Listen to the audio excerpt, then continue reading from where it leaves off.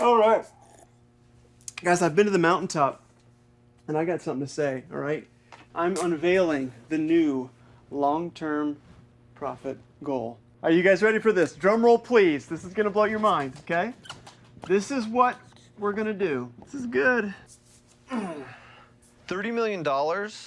There's only two of us. We made $63,000 in gross sales last year. That's everything. Okay, look, I'm a visionary. Okay, what you're witnessing right here, this is leadership. I'm looking at where we're going to be 20, 30, 40, 50 years from now.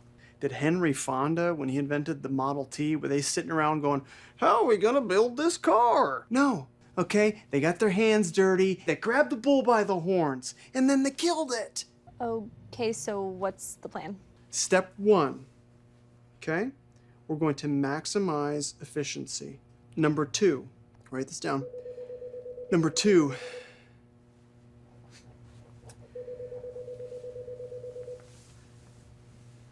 step three,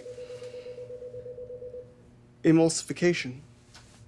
Listen, if you guys follow those steps, we're gonna hit our goal by the winter of 2032. Okay, what an incredible Christmas that'll be. All right, so you guys know what you're doing? No. Awesome, all right, I'm gonna hit the links. Ooh, Daddy likes. Get ready to enter the Thrive Time Show. We started from the bottom, now we here. We started from the bottom and we'll show you how to get here. Started from the bottom, now we here. We started from the bottom, now we here. We started from the bottom, now we're on the top. Teaching you the systems to get what we got. Colton Dixon's on the hooks, I break down the books. Z's bringing some wisdom and the good looks. As the father of five, that's why I'm alive. So if you see my wife and kids, please tell them hi. It's the C&Z up on your radio. And now 3, 2, 1, here we go.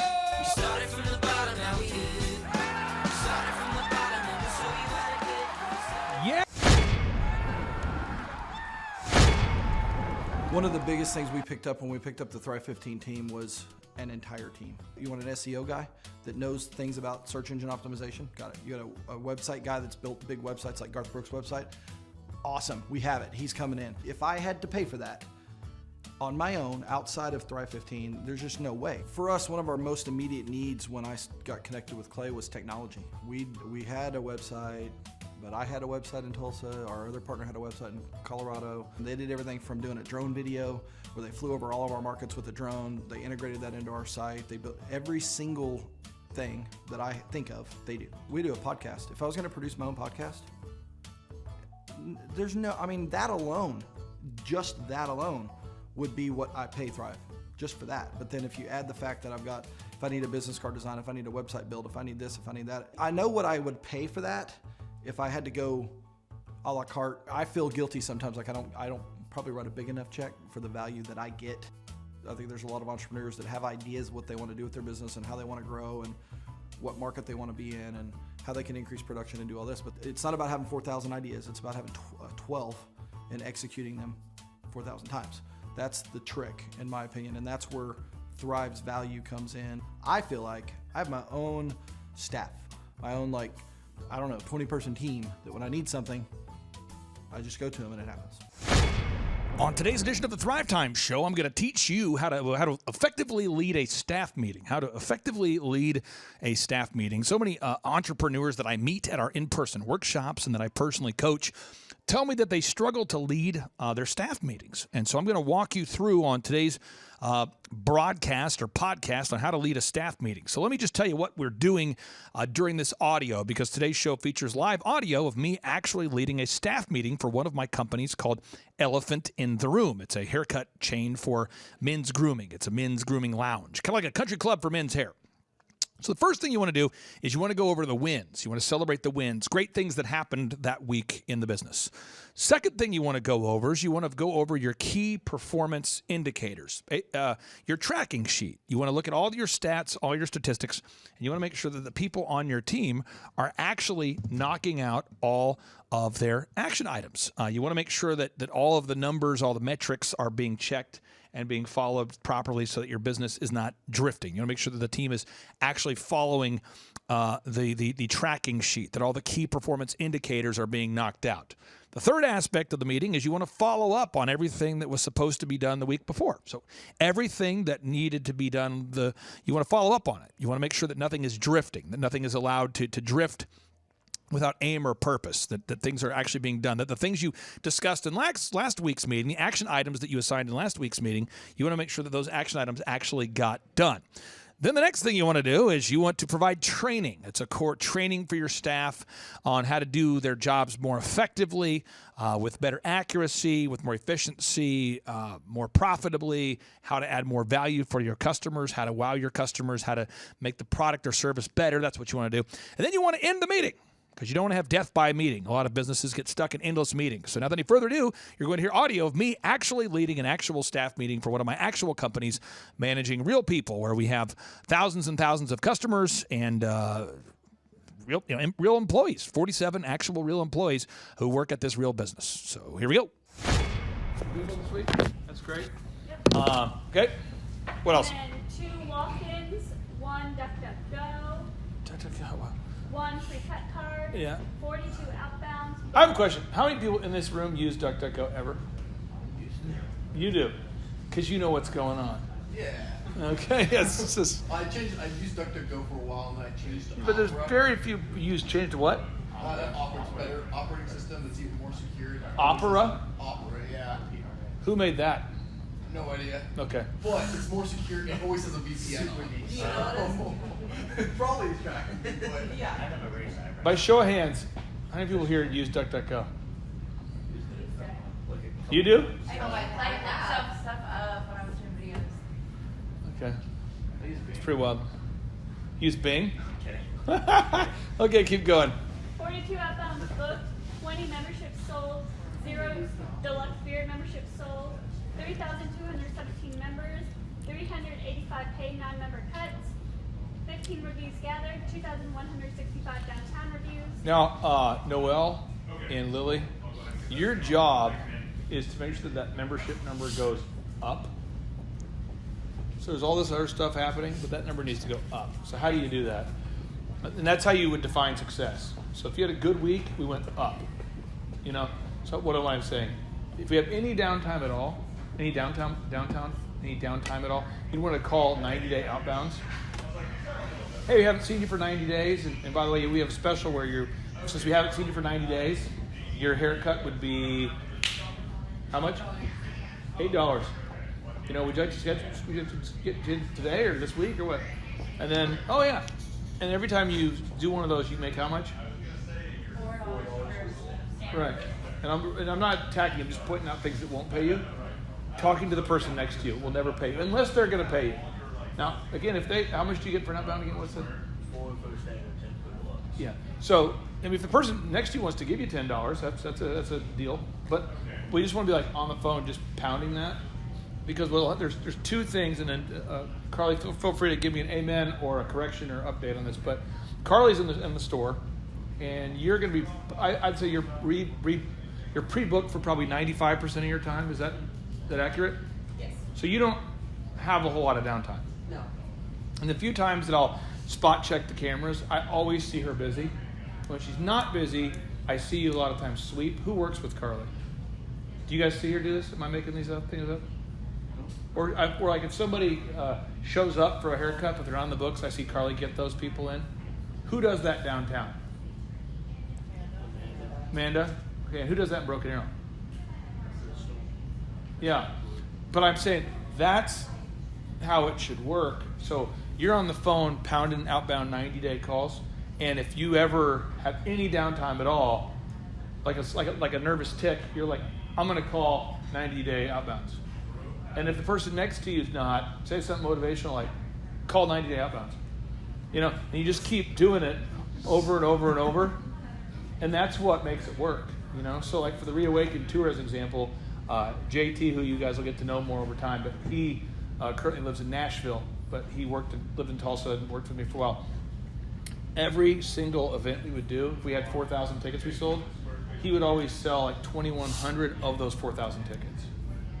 You know what I mean? Like he would sell like 30 to 40 tickets every single day, regardless of how many leads we had coming in, because he was always calling people that had been to another conference. And that was like his thing, you know what I mean? He's always on the phone. So your mindset, it's like always be calling people, you know? And then what'll happen is people that are not Carly will say stuff like, hey, and that's why I don't like to talk to them, but they'll say stuff like, hey, you booked a 90-day outbound and I was busy. And they'll try to discourage that, because most people, when they have downtime, they want to do nothing, you know? And then Carly, and I'm not looking for names, but are there people that do nothing? Yeah. And they do nothing. And like, how often, if you think about the shop, South Tulsa, is there somebody doing nothing? Because their appointment didn't show up, and there's not someone filled in. Oh yeah, their appointment didn't show up. They're doing nothing. Is it like one person per hour is doing nothing? Probably two. Yeah. And it's every hour, you know? So, another example. Reawaken Tour, we sell tickets. The tent that we rented, I was told we can have 4,300 people in the tent in seats. So Zane, how many tickets do you think I'm going to sell? 10,000. Well, we're going to go over by 10%. So I'm going to sell, store clear, I'm going to get to like 4,700 tickets sold. Because if I do that, then there's no empty seats. Make sense? But people will say, not you, nobody thankfully that you've met here. I don't think anybody knows these people, but there's a guy from Iowa who I had to fire. And he used to tell me, I don't know, I think we're oversold. I'm like, if you speak to me again, I'm going to kung fu attack you with my eyes, you know, because he is weak. So he wants to do nothing. Because he's like, I guess we're sold out for Anaheim. I'm like, do not speak again. Okay, that's a poverty mindset. Anything you want to say is what shouldn't be said. Okay, this is why you are poor and will always be poor. Stop talking. Okay, get on the phone. Meanwhile, JT's still selling. So we go to Anaheim, and thank God we oversold, because that's their crazy-ass governor out there in California. He canceled Matt Gaetz, his event, because he said it was too many people and it was a risk of spreading COVID. This is the same governor that let you protest. So as long as you're protesting, you can be together, that's fine. But you couldn't go to a Matt Gaetz thing. So people at our event were like, they heard that our event was canceled, but our event was not canceled. It was Matt Gaetz' event that was canceled. So we had like a third of the people not show up, but it always looked full because we had other people we sold tickets to. So now we're going to Vegas, and it's raining. There's a hurricane off the coast of California for the first time in however many years. And people are like, oh my God, it's raining. You know, certain people, they can't handle rain. Have you ever met people from California? Is anybody here from California? No, I'm serious. I have family from California. If it rains at all, they're like, windshield wipers? What? Like, they don't even know how to turn them on. Seriously, have you seen this? That's me. I'm going to tell you, people from California, though, if it's like a thunder, they're like, oh. And so now that it's raining, people in Vegas are like, are you still doing the event? I hear it's raining. Yeah, we're not going to be outside, you sickos, you know? But we have to keep selling tickets because I want to be oversold, so when people don't show up because of the rain, we're full. And if there wasn't rain, there would be something. There's always something. So in the store, at least, and this is my opinion, if we have 4 stylists scheduled today, there'll always be one doing nothing. And am I out of my mind? Right. Casey, have you noticed this? Is there like one stylist doing nothing most of the time in your store, or is everyone busy all the time? It's not like all the time, but there's definitely periods where there's at least like one. It's because someone doesn't show up for a haircut. It's going to happen. It's going to happen. If you've ever been booked to do a Corey haircut, he never showed up, except for when he wanted to, right? Oh, yeah. You book him for 9. He's booked at noon. He shows up at 2. Pissed off. You can't get him in. Have you seen this guy? Okay, so unbelievable. So anyway, that guy. People started the Fight Club because of that guy. That guy makes people angry. So all I'm saying is, you guys in the call center, you are like the machine that needs to be on the phone at all times, calling people that haven't been in. And when you call them, it's not a scam, but it should feel like a gift. Where you're like, hey, you haven't been in for 90 days, you know? And so we've got a special where if you go to get your haircut today, it's how much, Noel? $8 for a standard. Or it's yeah, and that includes a 2 add-ons. Yeah, which would be, keep going. Paraffin hand treatment, oil scalp massage. Right, awesome. And so do you want to go ahead and do the do you want to book, but do you want to do the standard or the Yeah, and they'll go, deluxe. And then you go, great. Do you want to do today at 2 or today at 4? And you just do that all day, and it will always be busy. But that number has to go up because that's what your job is. Cool? But do not. But I'm saying this very positively. Jordan does a phenomenal job. I believe Amanda does a great job. We got a wonderful team of people. But do not ask them about their opinions of this because they will always say they're too busy. But when you are in the store and you're not, Carly, you'll watch them doing nothing for huge periods of time. Cool? So they like the idea of doing nothing. So we want to make sure that everyone's busy. And in the Bible, in Proverbs, it says, for idleness is the devil's workshop. Basically, if you can't have gossip or rumors if you're working. So book another haircut. You know what I mean? So, like anytime that my family wants to talk, we have Sunday family night. Anytime they want to talk about gossip or rumors, I go take out the trash. Like anytime they're like, hey, did you hear about your uncle, whatever? I'm like, I'm going to go take out the trash, and I'll be gone for 2 or 3 hours. No, I do it every Sunday because I don't want to talk about it. You know what I mean? So if you ever see me driving around here, it's because I'm dropping off the trash, and it has to take 2 or 3 hours. I'm serious. People have downtime, they talk about gossip, do they not? They're like, well, did you hear this? I heard that. Well, okay, no way. What had happened was, I heard the restaurant next door is going bankrupt. Well, I heard my cut, all this, and then what? And that doesn't pay us. So you just want to make sure. So if I start getting complaints that the stores are too booked, I am happy. So you are only happy. Your goal is to make sure that number goes up. And when they start complaining that they're overbooked, that's when I know we're happy. So when they start complaining like, we're so busy, then I know you're doing a good job. Make sense? So you are like, I got a basketball team. You're kind of like the head coach, and that you're generating the momentum, you're setting the pace. And so that number has to go up. And in the store, you guys as managers, your job is to notice like, wow, this person didn't show up. This person just did. Let's get you in here. And you're kind of quarterbacking that thing. And we need people like Carly who are diligent, who try to do what they can in between haircuts, and that's how it works. Make sense? Okay, keep going. Downtown, 2,165 reviews. South Yep. Tulsa, 3,171 reviews. Broken Arrow, 2,657 reviews. Downtown, 0 video reviews. Yep. South Tulsa, 0 video reviews. Yep. Broken Arrow, 2 video reviews. Yep. And then our closest competitor did not change review status. And then got all Matt. Respond to 2 bad reviews, and then managers, make sure you are checking to make sure whoever's on a float or is new to your shop has lunches. And then I did order the lip trap and I delivered it to South, so we're done there. I will call Twist and Turn today. And then Matt, make sure we're not turning away a haircut. Make sure we're... Didn't Twist and Turn Twist and Turn they came out on came out. Thursday at 11. They did a good job. Yeah, they did a really great job. It's been done. Okay, so I did call them. Yes, and it's done. And they came in and it's all finished. Back to this idea. We never want to turn away a haircut. Okay? Now I'm just going to get you, I'm going to be real. I'm just trying to help everybody today. Okay? Today a little more aggressive than normal, but I just want to make sure we're clear. Okay?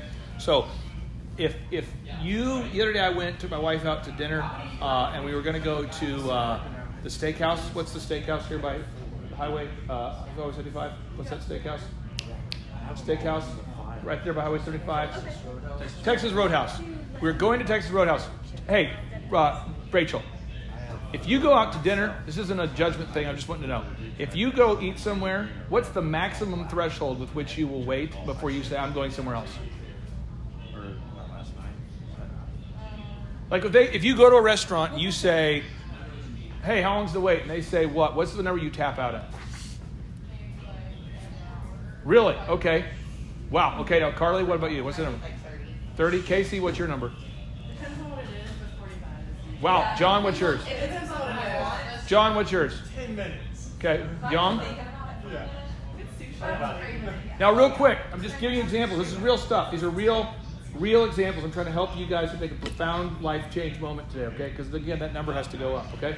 So let me just explain this idea. So there's a buddy of mine who owned an Outback. He's a proprietor, which means he's Outback, the way they do it, they call it managing partner. So you don't own it, but you have to pay like $20,000 and you get a small percentage of the profit. So he's a managing partner, okay? And he's like, my Outback, I can't ever make it profitable. And I'm going, well, the difference between you being very profitable and not profitable is not turning anybody away. And he's like, well, we're so busy on Friday. And I'm like, no, young Skywalker. Let's teach you the Force. So the move is, anybody who's in line, you go, hey, welcome to Outback. How are you? Great. And so he says, how long's the wait? They go, well, a couple things. I can get you a free adult beverage and a free onion, whatever that is. Bloomin' onion? Bloomin' onion. I can get you that. Free that. And I can do free beverage or free this if you're willing to sit at the bar. Oh, yeah. And so everyone's like, sure. Boom. Well, all of a sudden, there's no wait. There's no wait. All of a sudden, he's like, man, we are packed. There's no available, there's no... And then, so I'm like, that's your first move. So people come in and go, how long's the wait? You go, hey, I can get you a free adult beverage or a free Bloomin' Onion if you want to sit at the bar.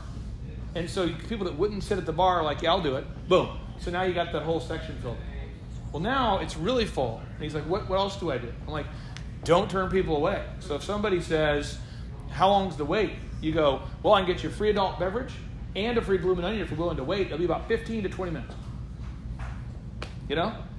And then, if it's like a 30, if it's above 30, because most people peace out at 30, you go, hey, by the way, we got a free adult beverage while you're waiting, and if you're willing to wait for 30, we'll get you a free dessert. And no one leaves. But you have to have that mindset of you cannot ever turn away a haircut. Because if you told me, yeah, you can't get your haircut today, but how about next week? I'd be like, what the hell is wrong with you?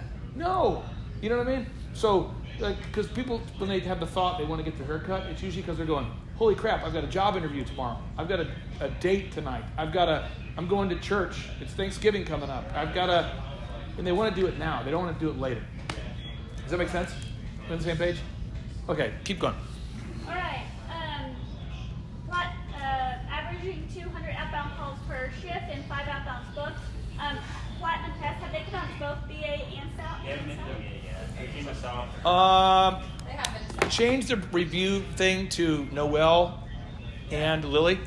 Okay. So anytime you have a bad review, the response should be, our number one goal is to take care of you, make sure you're super happy. Feel free to text our call center today. Feel free to call our call center today so that we can find out what happened and make it right. And if they're like, I hate you, you pray to Satan, you must die, your still response is, thank you for alerting me. If you can call our call center, we'd love to find out what happened and make it right. And if they're like, I definitely hate you, your team is terrible, and no matter how crazy it is, always have that same kind of response to it. Okay, next. I'm taking South off this since Platinum Test went to South, and then they'll be at Broken Arrow this week. That was the soonest they could get out to Broken Arrow. Yep.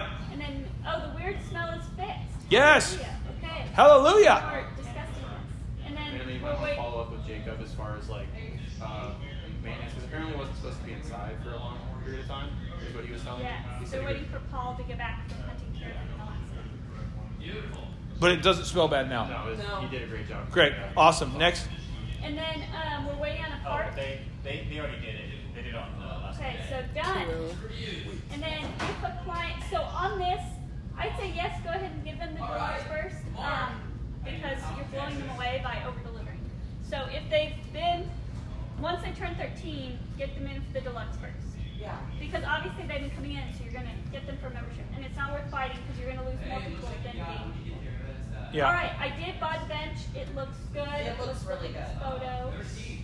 Anybody that ever wants to cancel a membership, okay? Noel, do you play any sports? What'd you play? Soccer? Carl, you were a cheerleader, right? Lily, do you play any sports? Okay. Best examples I can give you. If you're playing volleyball and the other team hits the ball to a bizarre location on said volleyball court, this real thing? Okay, great. You don't go, wow, extreme level of difficulty is high, thus I will just watch it go by. That's why nerds don't do well at sports. Because they're like, based upon the degree of difficulty, I probably will not... No, I'm serious. That's why nerds can't play sports. It's like a thing. It's not a good thing.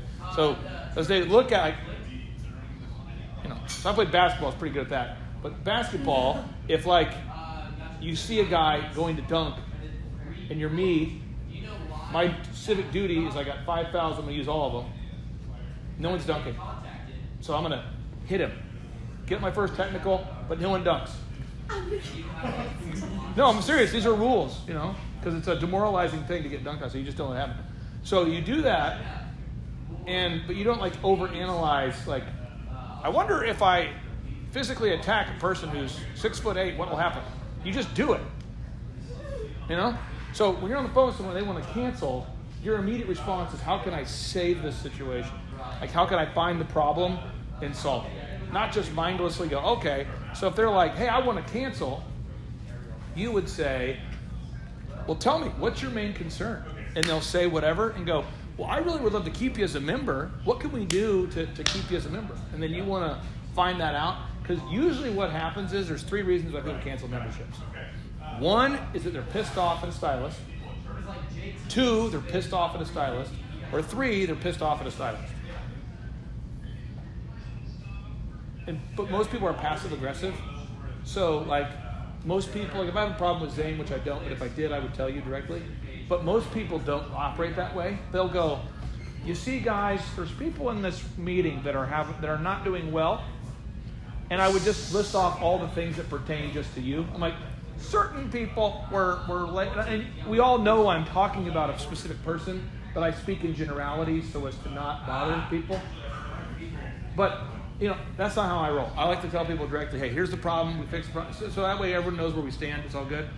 Customers are like that, though. They'll be mad about their stylist, and they'll call in and go, yeah, I just want to move on. And you need to go, well, tell me what happened. And they'll go, well, I don't want to throw anyone under the bus. I want to know, because it brings me extreme joy to fire jerks. It's like the highlight of my year. Every time I find a jerk, it's just awesome. And then they're like, well, the stylist who was cutting my hair said this, did that, did this. And Carly knows it because she's sitting next to the person who's doing it. You know it because you see the crazy-ass behavior. We all know it. And then the customer is going to fire us by going somewhere else. But if you can find out the problem and they go, yeah, this stylist was a jerk, then you go, okay, well, I want to make it right for you. So why don't we go ahead and get you your next haircut, no charge, and we'll take care of you. I want to keep you as a customer. And if they hear enthusiasm out of your voice and you're actually wanting to make it right, they'll stick around. And then you find out who this person is, and we want to give them a corrective opportunity to improve. And if they won't, then we fire them. So then I'll tell them something motivational like, hey, quit being a jerk. And they're like, I'm only a jerk because I'm, some life problem. Getting divorced, getting married, traveling, something. And I'll go, well, you need to stop that. And if they don't, then does that make sense? So Carly really doesn't ever have somebody ever cancel, nor does Amanda. There's a lot of people. And why? Because they like the stylist.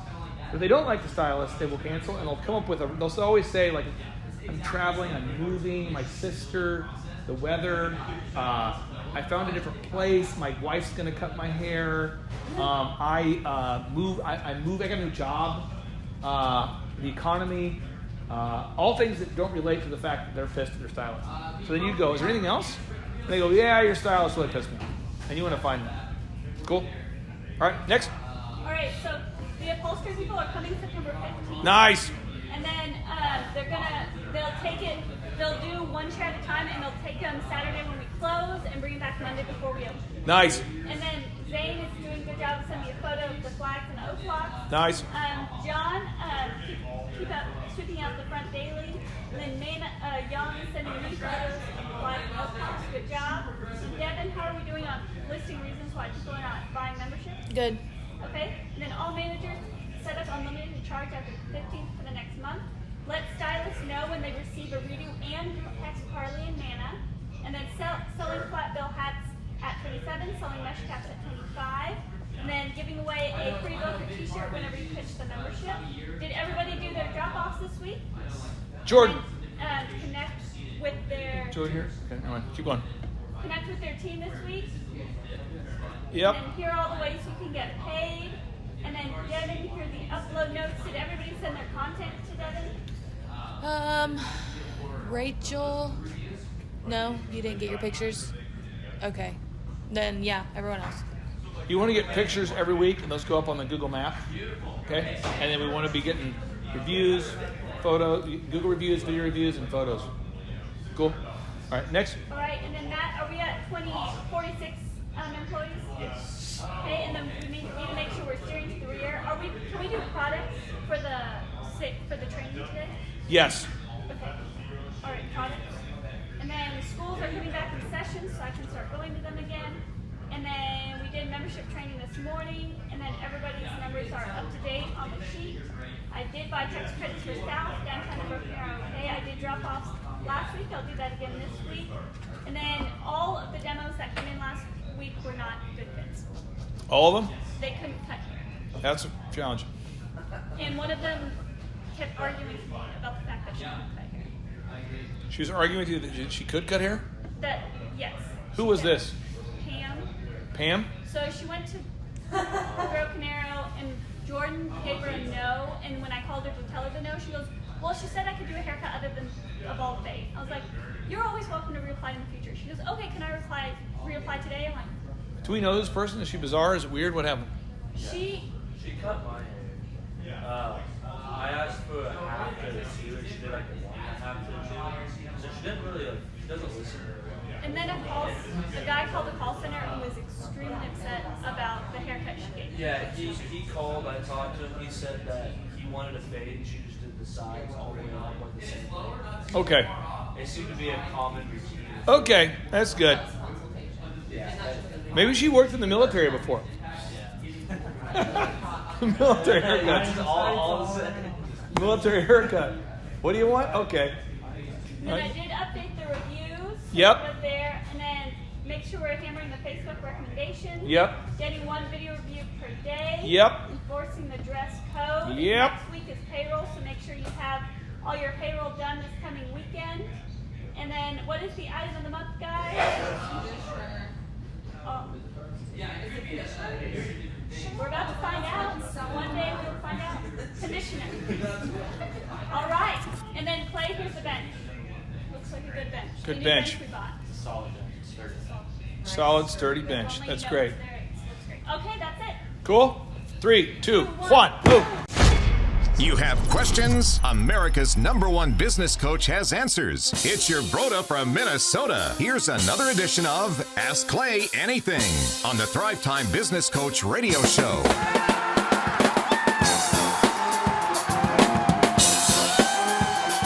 All right, Thrive Nation, welcome back to another exciting edition of Ask Us Anything. And on today's show, we are talking about the difference between merit-based pay employees and flat pay employees, salaried employees. Again, easy for me to say. Merit-based pay employees versus salaried employees. They're employees who can't make any more money no matter how hard they work. So before we get into the data and the research, before we get too deep into the weeds here, Marshall, why does a job for you not appeal at all if it is a flat salary? It doesn't appeal because my ceiling is capped. I know that I'm going to make so much, and no matter whether I perform well or don't perform well, I'm not going to be able to make more money. And so I love to be able to go eat what I kill. I love to be able to know that because I am busier, because I am performing more effectively, because I'm producing more results, I'm going to get paid more. And that's why I love the merit-based pay versus the flat salary. All right, Clay Stairs, you are a former school teacher. Talk to me about the kinds of behavior that you would see from your fellow colleagues who are all on a flat salary. No, seriously, because a lot of people have never been a school teacher or have never worked for the government. But what kind of work ethic or lack thereof would you see from your colleagues who all made a flat salaried wage in the public school system? Oh, let's see. I'm really tired today. I think we'll watch videos in the classroom today. I think that'll be a good thing. I think I'll wear my sweats today. I think that's a good move for me. I get 10 sick days a year. I'm taking every dadgum one of them. I get another 6 personal days. I'm going to take those as well every single year. I had a friend of mine that was a very He's a teacher who taught in the public school system for over 30 years, and he got this thing called tenure. I'm not sure how many years you have to work before you earn the tenure. Is it 3? 3.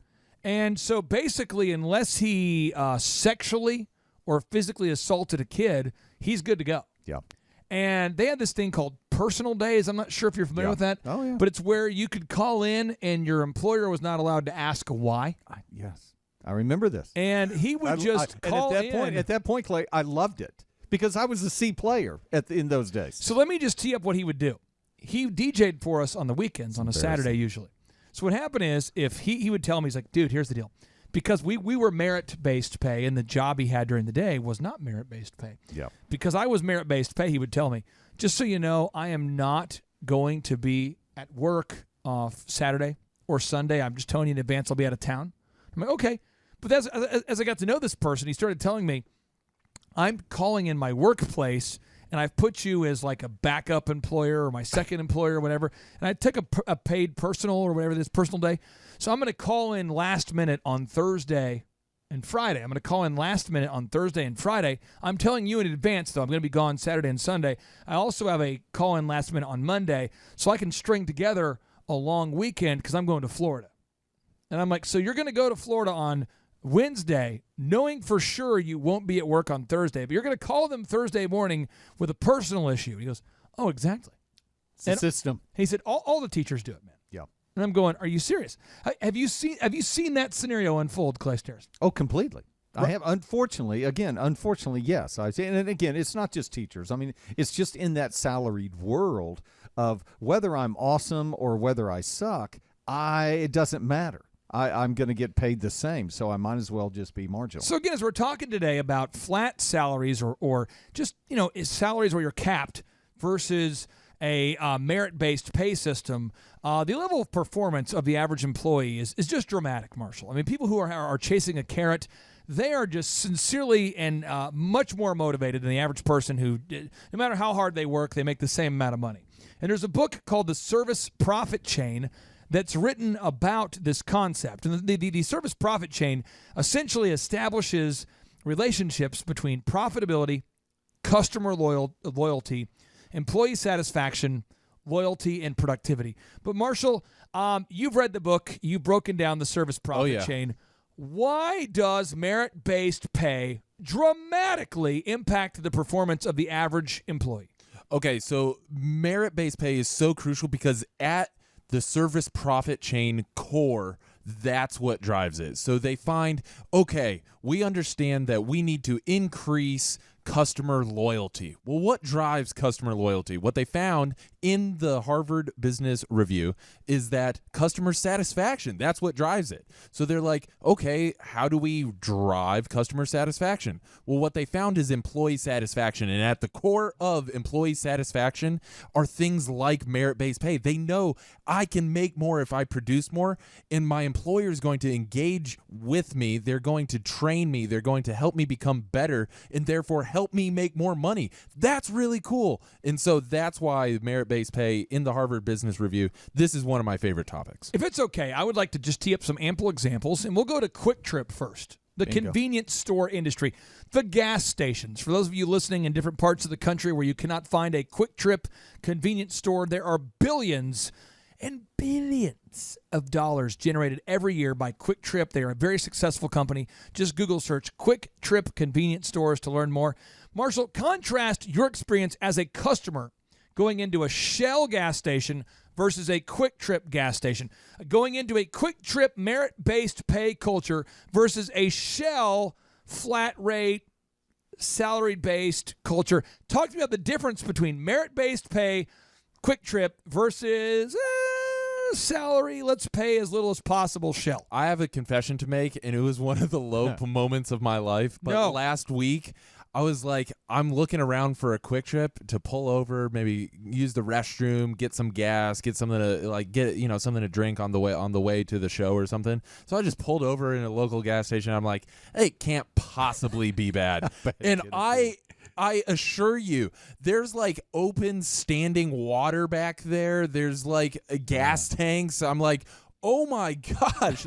They're giving me a key to the restroom with like a car carburetor attached to it or something like that. It is wild. But you walk into Quick Trip, it's always clean. Everything's always stocked. There's checklists on the door showing the last time it was cleaned and who it was cleaned by. As a customer, I wouldn't want to go anywhere else. I would go out of my way in order to go to Quick Trip. Yeah. Okay, Clay Stairs, you travel a lot. You're a paid speaker. You travel now all around the world. People in San Diego love you. People in New York love you. People in Florida love you. You speak all around the world at different events. And you and Lisa, your wife, incredible wife, have a great time a great opportunity to travel together. Yes, love and it. To speak. It's a neat. I just in the future as you're adding more and more speaking events, it's exciting to see you guys do that. But you, I'm sure, have flown on many different airlines. Yes. Could you please contrast Southwest Airlines and their merit-based pay culture versus that of pretty much everyone? Yeah. Oh my gosh. Yeah, it's night and day. And there's been several times where flying out of Tulsa sometimes can be tough, with your choices. Right. But man, if I can get on Southwest, it's the only way to go. The friendliness, the ease in getting onto the plane is so much easier. Clay, was actually literally on a plane one time, and I was on not Southwest, and I just asked the stewardess, or the flight attendant, pardon me, and could I have some snacks, some peanuts or something like that? She literally looked at me with angst in her eyes and said, "This isn't Southwest." She literally said that. Okay, now I want to be Marshall. I want to be united. Okay. Ooh, In this idea. Okay. I want to be united in this idea because as great Americans, we're not here to name specific American airlines that suck. We need to be united in this idea. That's right. Yes. We don't want to name specific American airlines that suck. We don't want to do that. We're not the kind of people that would name specific. Right? Are we united in this That's idea? right. We're not going to name specific American airlines that suck. Exactly. Right. Exactly. So, but talk to me, Marshall. Your experience. You're a tall guy. You're a tall man. How tall are you? I'm 6'7". You have flown on many different airlines. Yes. Talk to me about the courtesy or lack thereof of Southwest Airlines versus other airlines when it comes to just accommodating you and other people. I would say on other airlines, it has been disastrous when the flight is empty. I kid you not. There's an economy class, and then there's economy plus with a little extra legroom. And when the flight is empty, I might like to, go up a little extra couple rows and sit in the economy plus because there's 5 people on the plane. And I'm promptly asked, sir, you didn't pay for an economy plus. Can you please move back to the economy seating? There's literally nobody else on the plane. A little fun factoid for you. This is a little fun factoid for some of the listeners out there. A lot of our listeners like to tune in for the fun facts. factoids. Yeah. Oh, Marshall, I think I might have hit the wrong button. I'll just kind of make a sound effect. Okay. Okay. So, Marshall, I'm not sure if you're aware of this, but Delta is actually the 4th letter of the Greek alphabet. That's right. Completely unrelated to this conversation. That's correct. Because we are united. Yes. And our decision As to Americans. not speak specifically antagonistically about any other American airline. That's correct. Have you ever flown on another airline outside of Southwest Airlines that was a positive experience? Because if you have, we want to keep it fair and balanced. I mean, people have said good things about Virgin. People have said good things about JetBlue, which was started by a former Southwest employee. That's right. Have you ever had, Marshall, an experience that was positive with another airline outside of Southwest Airlines? No. Clay Stairs, we want to be united in our non-attack of American Airlines. Fun factoid, the 4th letter of the alphabet here in the Greek language is Delta. Just a fun factoid. Have you ever had a positive experience with another airline that's not Southwest Airlines? No, I have not. 6 hours. 6 hours on the tarmac. Starbucks. Okay. Starbucks, merit-based pay. So what happens is I actually met a lady who's the regional manager for the Starbucks stores in this area a few years back. And she was sharing with me at the end of the month, she makes a percentage of the store's profitability. Okay. She personally gets to keep a percentage of the store's profitability. Sounds to me a lot like merit-based pay. The better they perform, the more she makes. Bingo. So have you ever been into a Starbucks, Marshall? Yes. Clay Stairs, have you ever been into a non-Starbucks? Yes, I definitely have. Have you noticed the difference between a local donut/coffee shop with the white ambiguous styrofoam cups versus a Starbucks, Marshall? Yeah, it's vastly different in that I could go to a Starbucks in the Northeast or down south or here in Tulsa, and I know that I'm going to get the exact same experience across the board. It seems to me in these first few examples that merit-based pay versus salaried pay, there might be something to this whole idea that you pay people based upon what they do versus what they say they're going to do. Do you guys agree at this point? I agree. Yes, I'm with you. Okay, so Disney World versus the average amusement park.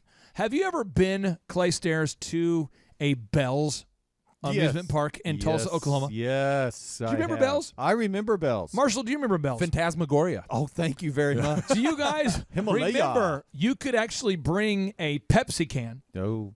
And you could get in for like $5. Yeah, that's right. Your admission to Bells Amusement Park in Tulsa, Oklahoma was only $5 if you brought in a Pepsi can. That's right. And do you remember how that was too much? Yeah, you're like, I don't know. I don't think I feel like I'm overpaying here. I mean, it was like you're going into it was like you went into like an airport store. You know, the airport store has a store called like News or something News, CBS News, CNBC News, something like that. And you're looking for like a tuna fish sandwich from the CNBC airport store. Mm-hmm. It's weird. And you're looking for a tuna fish sandwich and you're thinking, well, you know, in a typical, the American economy, 2018, I'd probably spend $6, $5 on that. Yeah. At the airport, it's like $26.17. Yes. It's like $26.17. Or you go into the airport and you're looking for a yogurt, like a yogurt parfait. Oh, the parfait. Yogurt parfait is typically what, guys? $2 at Whole Foods, $3 at Whole Foods, Sprouts maybe $3, whatever. Yeah. You go in the airport, Marshall, how much could you expect to pay for a yogurt parfait at a typical airport? It'd be like $17.50. Do you remember how that felt when you went into Bell's? You brought in a Pepsi can, you did your duty to help recycle. You go in there, and normally it was like $30. Mm-hmm. And they said, well, you know, did you bring a Pepsi can? You said, yeah. They said, well, it's $5. Do you remember the feeling of like, this is probably too much? You're like, that I could use this $5 for so many other I'm being things. gouged here. Yes. And do you remember how, like, no matter how your shoes were going into Bell's, you would always leave with gum? They were different on your shoes Yes. going out? Shoes were different. What about Bell's Amusement Park was terrible? Their culture of salaries, of paying people as little as possible. And then let's contrast that to Disney World. Okay, so let's go with Disney World versus Bell's. So, Clay Stairs, you're on the team Bell's. Ooh. Tell us what was terrible about Bell's. And then Marshall one-up him with team Disney. So let's go with you, Clay Stairs, first. Well, just the cleanliness at Bell's. Like you were saying, your shoes change while you're there. They're like offering tetanus shots when you get out of the it's bathroom. something. And another one, well, I'll take that one. Then Marshall will go to you with Disney World. Then back to me. When we were interviewing the former executive vice president of Walt Disney World Resort, a partner, a friend, a frequent guest on the Thrive Time show, Lee Cockrell. We're there in Walt Disney World. Yep, in Orlando. And we watched different cast members, not team members, but cast members. They call them cast members. Walk around the park and pick up trash. And we never saw trash down on the ground for longer than, 10, 15 seconds. Because somebody's coming by and picking it up, because that was how important that was. They assign a specific area, and they walk up and down all day picking up trash and greeting guests. That's what Disney World does. It was impressive. At Bell's, people almost walk around like avoiding the trash. They're like, showing, there's trash. Try not to see it. Try not to see it. I'm on salary. I make a flat rate here. I can't get promoted. No matter how hard I work, I can't make any more. I'm out. Yeah, Bell's had that culture of carnies, too. That were always just a little Could sketch. you, for the listeners out there, we have a lot of listeners who are in Florida, small hands, California, Canada, Australia. We have a lot of high-class listeners that cannot relate to the term carny. Yo. Could you please explain what a carny is, Mr. Clay Stairs? They're carnival people. They're vagabonds. They are travelers. They are bohemians. They're moving with the trucks. And they usually talk. They kind of have their own like thing where it's like well, I tell you what, you want to play here today to win a chance to win that big old stuffed animal. I respect that because you want to step right up, or are you a weenie? Yeah. And you're like, did a man just call me a weenie? You're like, you just ask somebody, how much does it cost to play this game? Well, I tell you what, you a weenie, or are you going to play the game there? And they do a lot of like, well, I tell you what, by God. And they do a lot of they're into noodling. Yes. One of the redneck games. That's right. It's an interesting breed of people. That's the correct. carnies. Marshall, contrast the carny culture of Bell's versus that of, by the way, the bankrupt Bell's now out of business, versus that of the consistently profitable Walt Disney World Resorts. Marshall, talk to me. Carnies versus what kind of people can you find at Walt Disney World Resorts? Well, first of all, we're talking about cast members. So they're not employees, they're not team members, they're cast members, and that's exactly how they acted. They're actually always on the Showtime. They call it Showtime there at Disney World. Well, I put on my pants this morning and it became Showtime right away. I'll tell you what. And so you'll see all of these cast members in their character. They're acting as Cinderella. They're acting as Goofy. Goofy is another one. Well, today I'm dressing up like I'm Mario Andrucci. Marshall, I didn't brush my teeth, but do we know if Mario Andrucci brushes his teeth? No, we don't.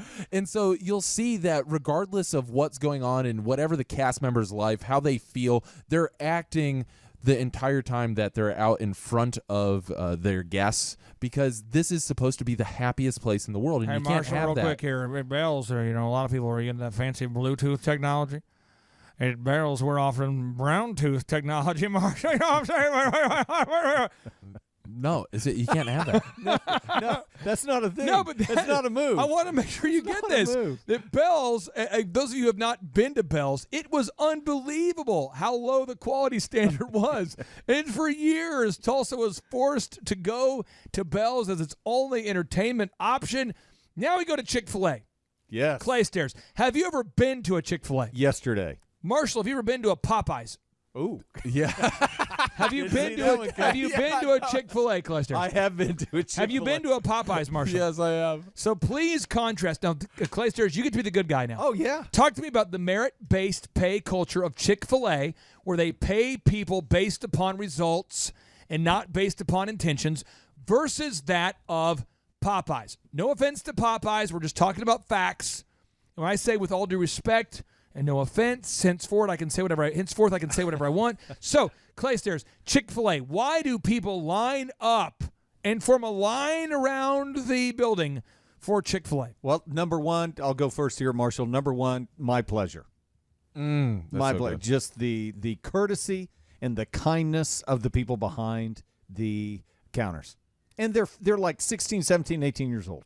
Nice people. Nice. That's right. People. And look nice. I feel like I'm going to like a Mormon missions trip Thank when you I go very to much. Chick-fil-A. Yes. Nice people. Filled with homeschoolers. Now we go here to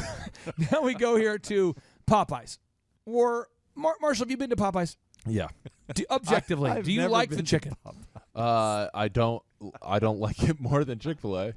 Have you been into a Popeyes? Yeah, I've been into a Popeyes. What's the difference between the people at a Chick-fil-A versus the people of Popeyes? Well, you'll just stand at that counter with the register, and you can almost like see the eyes from back behind the grill, and they're like looking, does he see us? They're like shocked.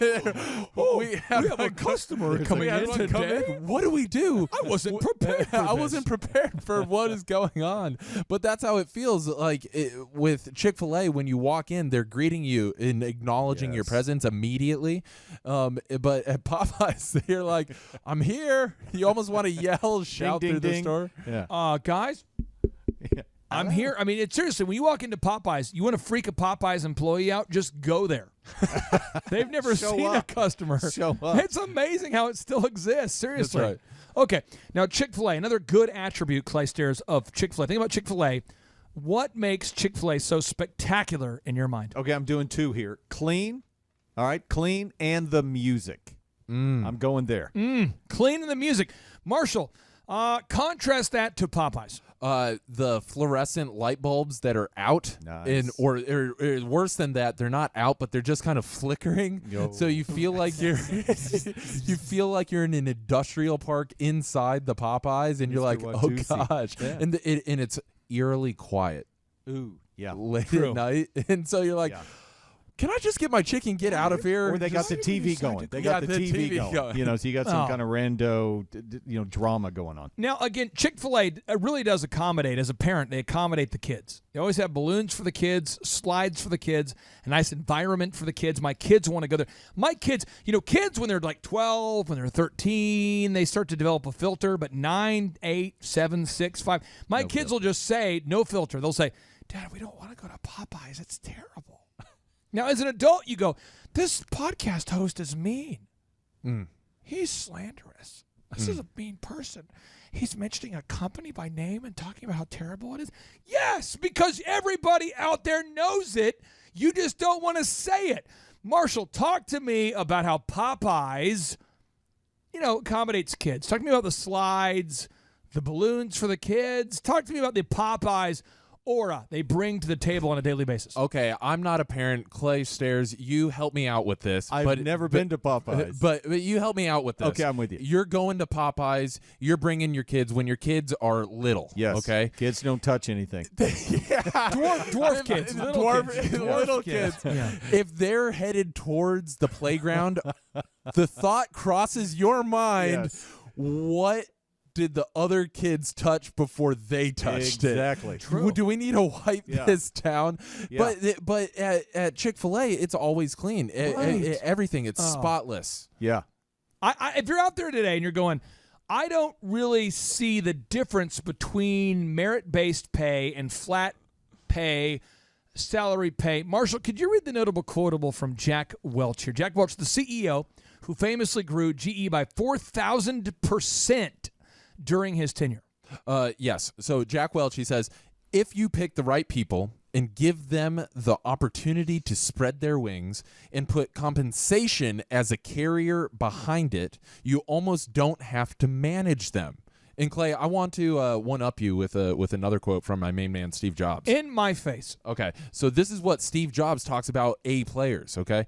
He said, I noticed that the dynamic range between what an average person could accomplish and what the best person could accomplish was 50 or 100 to 1. Given that, you're well advised to go after the cream of the cream. A small team of A-plus players can run circles around a giant team of B and C players. What does this mean? This means if you're going to hire people, hire the A-plus players. And what are A-plus players looking for? They're looking for merit-based pay. Set it up.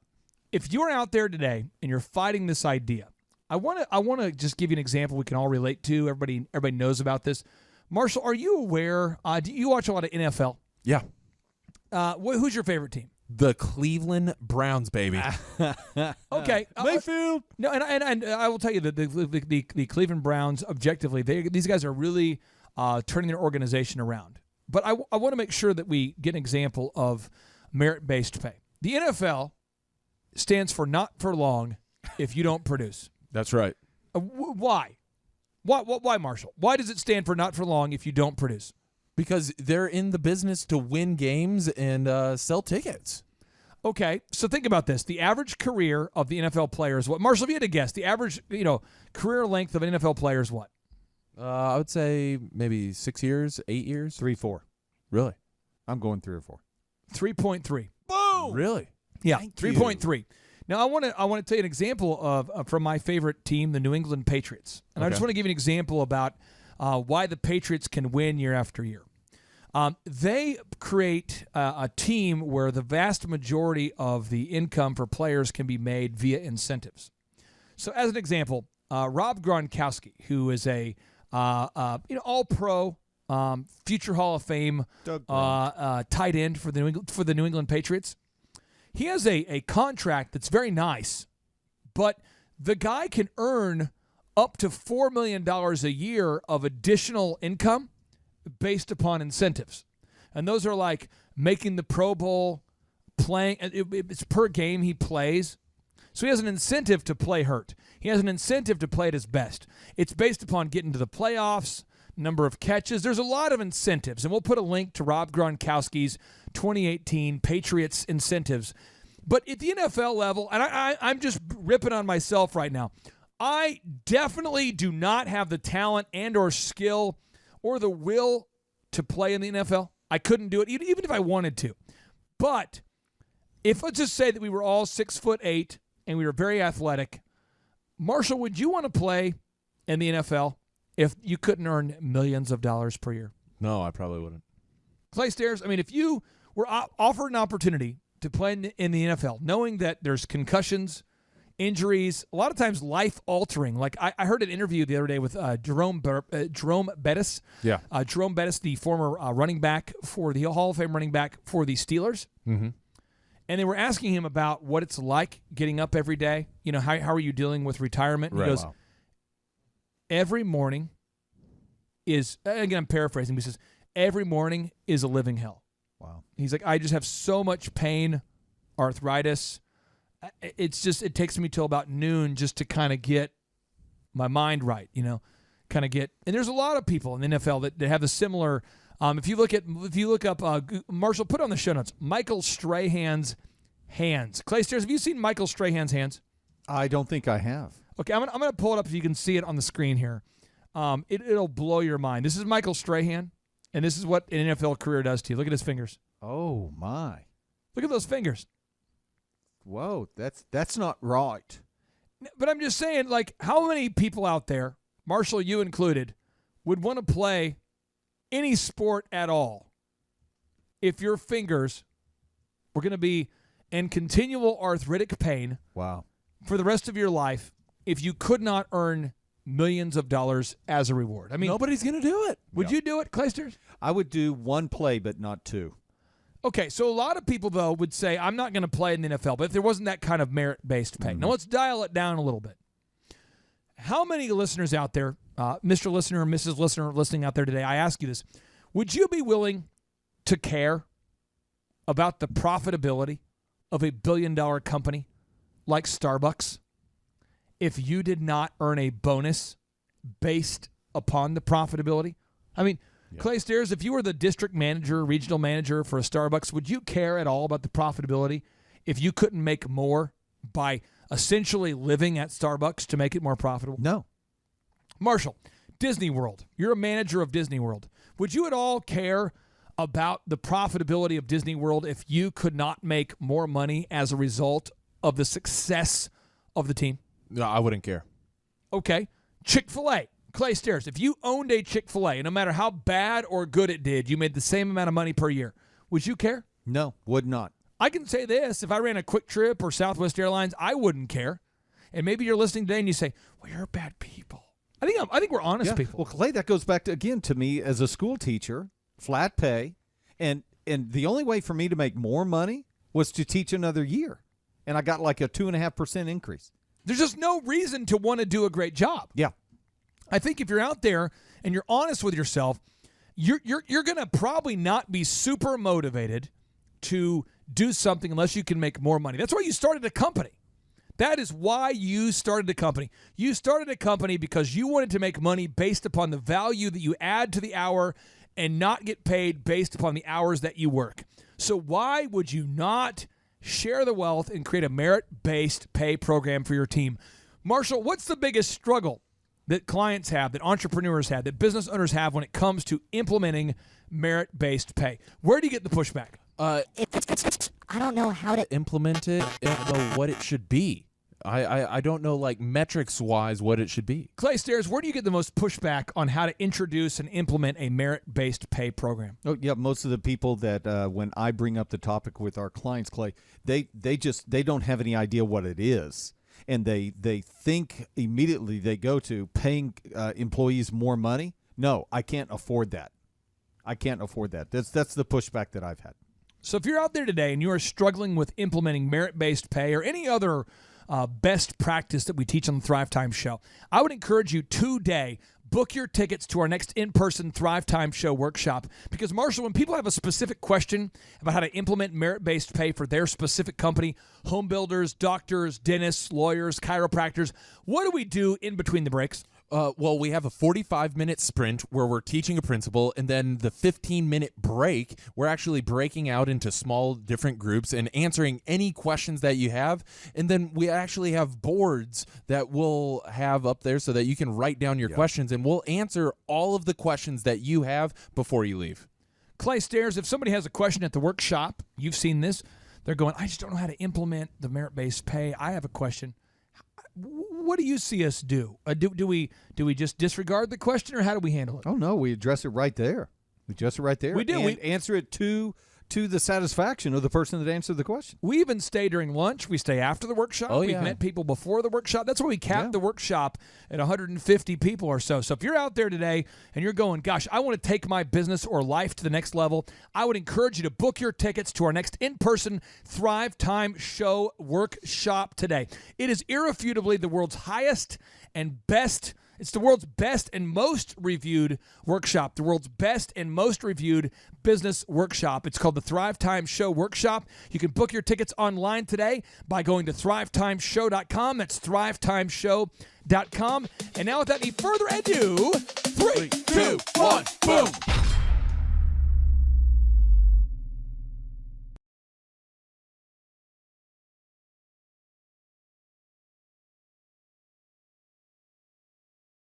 The number of new customers that we've had is up 411% over last year. We are Jared and Jennifer Johnson. We own Platinum Pest and Lawn and are located in Owasso, Oklahoma. And we have been working with Thrive for business coaching for almost a year now. Yeah. So what we want to do is we want to share some wins with you guys that we've had by working with Thrive. First of all, we're on the top page of Google now. Okay. I just want to let you know what type of accomplishment this is. Our competition, Orkin, Terminex, they're both $1.3 billion companies. They both have 2,000 to 3,000 pages of content attached to their website. So to basically go from virtually non-existent on Google to up on the top page is really saying something. But that's come by being diligent to the systems that Thrive has, by being consistent and diligent on doing podcasts and staying on top of those podcasts to really help with getting up on with their listing and ranking there with Google. And also we've been trying to get Google reviews, asking our customers for reviews. And now we're the highest rated and most reviewed pest and lawn company in the Tulsa area. And that's really helped with our conversion rate. And the number of new customers that we've had is up 411% over last year. Wait, say that again. How much are we up? 411%. Okay, so 411% we're up with our new customers. Amazing. Right. So not only do we have more customers calling in, we're able to close those deals at a much higher rate than we were before.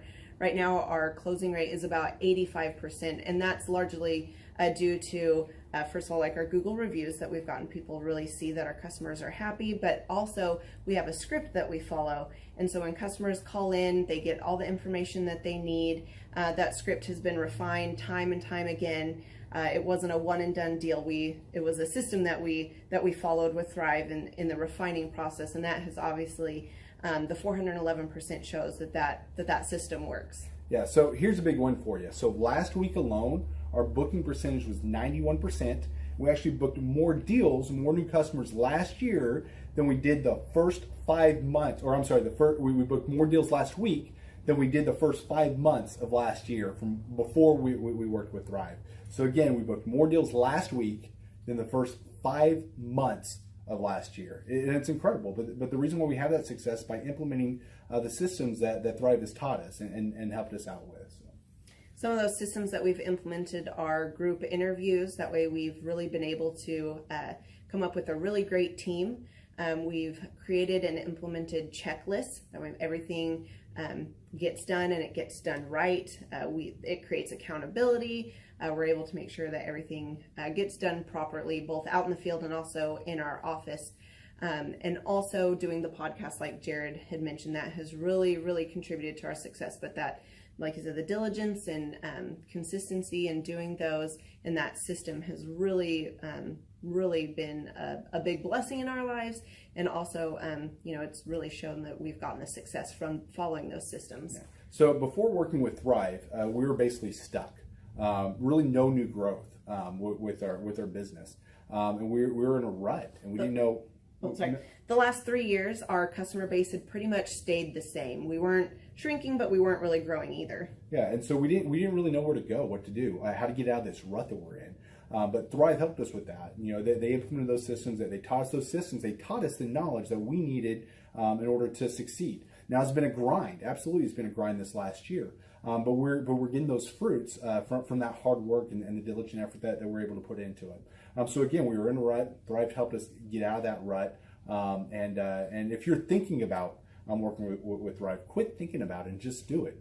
Do the action, and you'll get the results. It will take hard work and discipline, but that's what it's going to take in order to really succeed. So we just want to give a big shout out to Thrive, a big thank you out there to Thrive. We wouldn't be where we're at now without their help.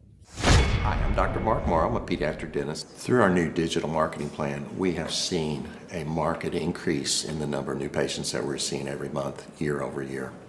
One month, for example, we went from 110 new patients the previous year to over 180 new patients in the same month.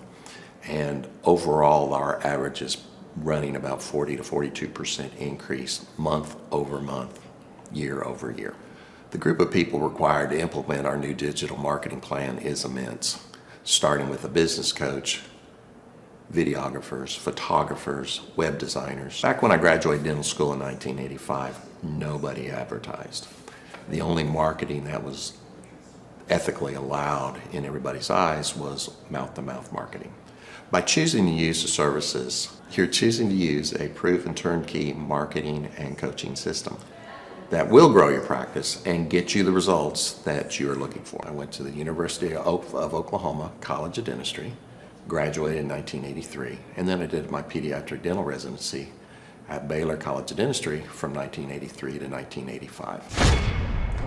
Hello, my name is Charles Kolaw with Kolaw Fitness. Today I want to tell you a little bit about Clay Clark and how I know Clay Clark. Clay Clark has been my business coach since 2017. He's helped us grow from 2 locations to now 6 locations.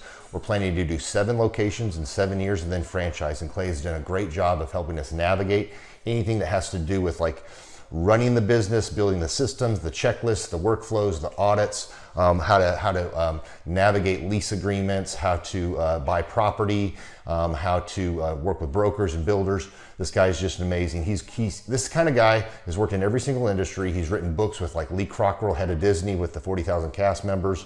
He's friends with like Mike Lindell.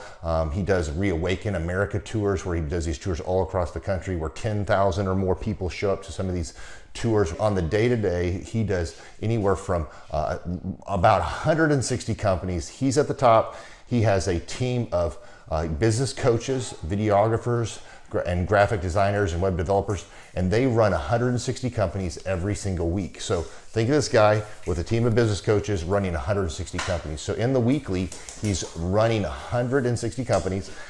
Every 6 to 8 weeks, he's doing Reawaken America tours. Every 6 to 8 weeks, he's also doing business conferences where 200 people show up, and he teaches people a 13-step proven system that he's done and worked with billionaires, helping them grow their companies. So I've seen guys from startups go from startup to being multimillionaires, teaching people how to get time freedom and financial freedom through the system. Critical thinking, document creation, putting it into organizing everything in their head to building it into a franchisable, scalable business. Like one of his businesses has like 500 franchises. That's just one of the companies or brands that he works with. So amazing guy. Elon Musk kind of like smart guy. He kind of comes off sometimes as socially awkward, but he's so brilliant, and he's taught me so much. When I say that, like Clay is like, he doesn't care what people think when you're talking to him. He cares about where you're going in your life and where he can get you to go. And that's what I like him most about him. He's like a good coach. A coach isn't just making you feel good all the time. A coach is actually helping you get to the best you. And Clay has been an amazing business coach. Through the course of that, we became friends. I was really most impressed with him is when I was shadowing him one time. We went into a business deal and listened to it. I got to shadow and listen to it. And when we walked out, I knew that he could make millions on the deal. And they were super excited about working with him. And he told me, he's like, I'm not going to touch it. I'm going to turn it down, because he knew it was going to harm the common good of people in the long run. And the guy's integrity just really wowed me. It brought tears to my eyes to see that this guy, his highest desire was to do what's right. And anyways, just an amazing man. So anyways, impacted me a lot. He's helped navigate anytime I've got nervous or worried about how to run the company, or navigating competition and an economy that's like, I remember we got closed down for 3 months. He helped us navigate on how to stay open, how to get back open, how to just survive through all the COVID shutdowns, lockdowns. I'm Rachel with Tip Top Canine, and we just want to give a huge thank you to Clay and Vanessa Clark. Hey guys, I'm Ryan with Tip Top Canine. Just want to say a big thank you to Thrive 15. Thank you to Make Your Life Epic. We love you guys, we appreciate you, and really just appreciate how far you've taken us. This is our old house, right? This is where we used to live a few years ago. This is our old neighborhood. See? It's nice, right? So this is my old van and our old school marketing, and this is our old team. And by team, I mean it's me and another guy. This is our new house with our new neighborhood. This is our new van with our new marketing, and this is our new team. We went from 4 to 14, and I took this beautiful photo. We worked with several different business coaches in the past, and they were all about helping Ryan sell better and just teaching sales, which is awesome, but Ryan is a really great salesman. So we didn't need that. We needed somebody to help us get everything that was in his head out into systems, into manuals and scripts, and actually build a team. So now that we have systems in place, we've gone from 1 to 10 locations in only a year. In October 2016, we grossed 13 grand for the whole month. Right now it's 2018, the month of October. It's only the 22nd. We've already grossed a little over 50 grand for the whole month, and we still have time to go. We're just thankful for you, thankful for Thrive and your mentorship, and we're really thankful that you guys have helped us to grow a business that we run now instead of the business running us. Just thank you, thank you, thank you times 1,000. The Thrive Time Show 2-day interactive business workshops are the highest and most reviewed business workshops on the planet. You can learn the proven 13-point business systems that Dr. Zellner and I have used over and over to start and grow successful companies. I mean, we get into the specific steps on what you need to do to optimize your website. We're going to teach you how to fix your conversion rate. We're going to teach you how to do a social media marketing campaign that works. How do you raise capital? How do you get a small business loan? We teach you everything you need to know here during a 2-day, 15-hour workshop. It's all here for you. You work every day in your business, but for 2 days you can escape and work on your business and build these proven systems so now you can have a successful company that will produce both the time freedom and the financial freedom that you deserve. You're going to leave energized, motivated, but you're also going to leave empowered. The reason why I've built these workshops is because as an entrepreneur, I always wish that I had this. And because there wasn't anything like this, I would go to these motivational seminars, no money down, real estate, Ponzi scheme, get motivated seminars, and they would never teach me anything. It was like you went there and you paid for the big chocolate Easter bunny, but inside of it, it was a hollow nothingness. And I wanted the knowledge, and they're like, oh, but we'll teach you the knowledge after our next workshop.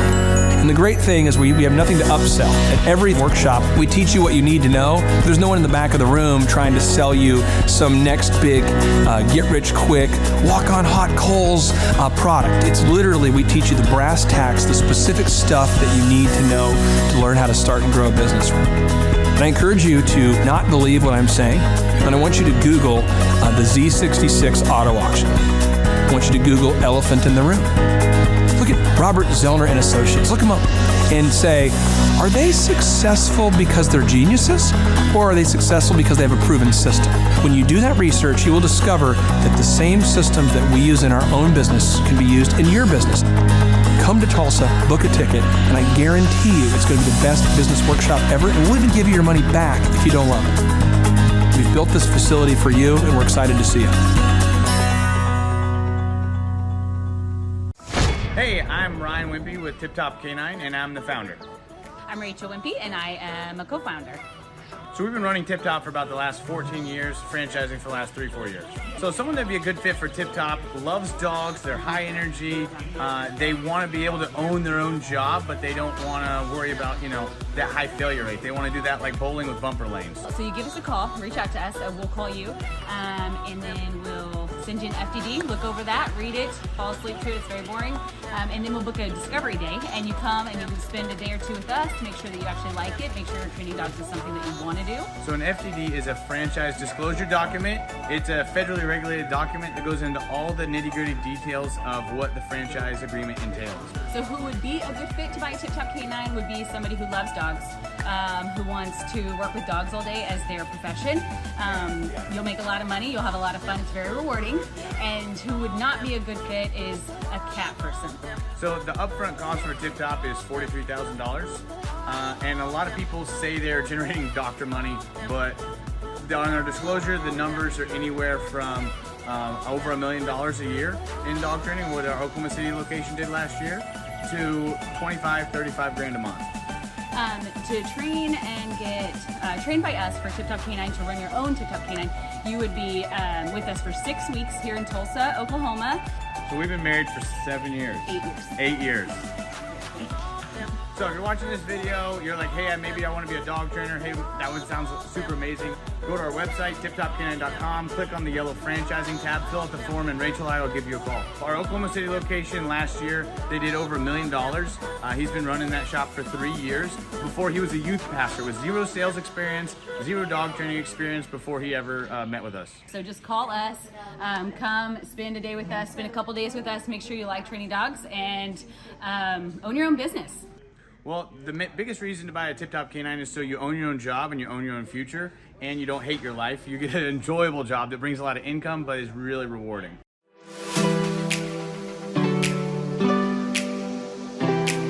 My name is Seth Flint, and I had originally heard about Tip Top Canine through my old pastors who I worked for. They trained their Great Pyrenees with Ryan and Tip Top Canine. They did a phenomenal job and became really good friends with Ryan and Rachel. I was working at a local church, and it was a great experience. I ended up leaving there and working with Ryan and Tip Top Canine. The biggest thing that I really enjoy about being self-employed is that I can create my own schedule. I have the ability to spend more time with my family, my wife and my daughter. So my very favorite thing about training dogs with Tip Top Canine is that I get to work with the people.